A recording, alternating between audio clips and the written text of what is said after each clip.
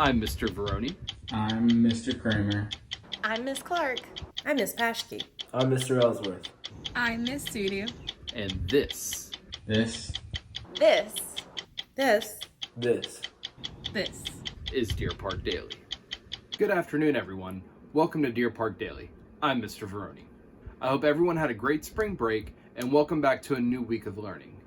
With a new week comes the new Motivational Monday, and we are first going to check in with Miss Lewis with Deer Park's Best Books.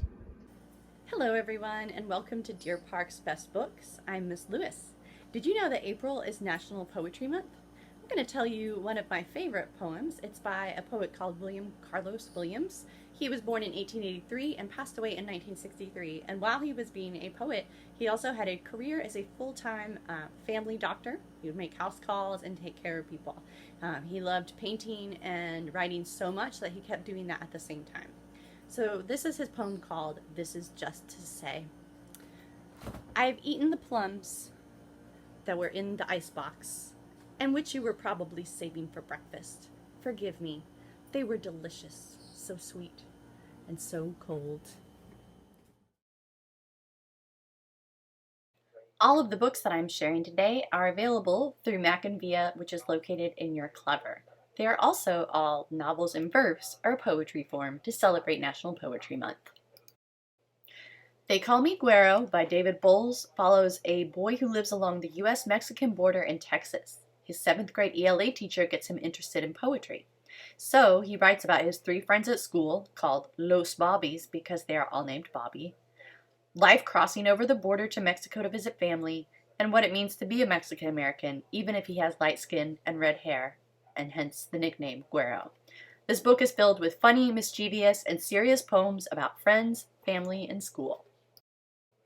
Full Cicada Moon by Marilyn Hilton follows Mimi, a 7th grader, as she moves from California to Vermont during the 2nd semester of school in 1969.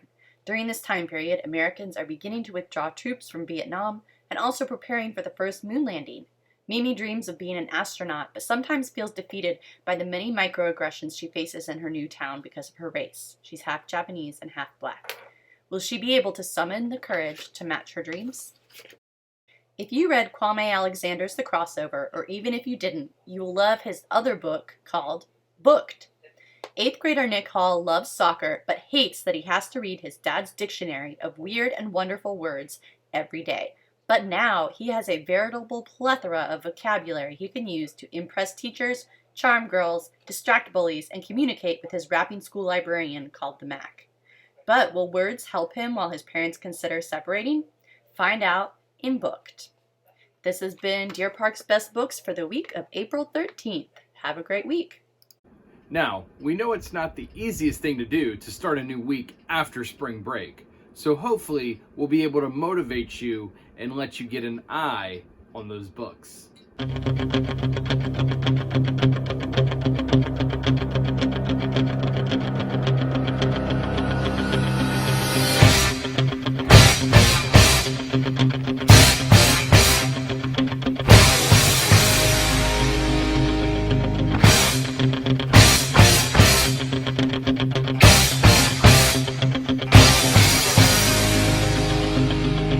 With today being Motivational Monday, I wanted to share with you a thought for the week.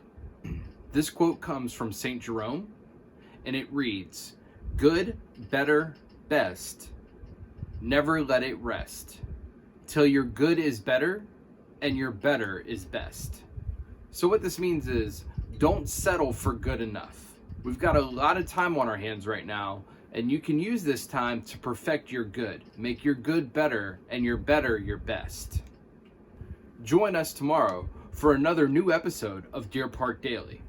And that's the news, everyone.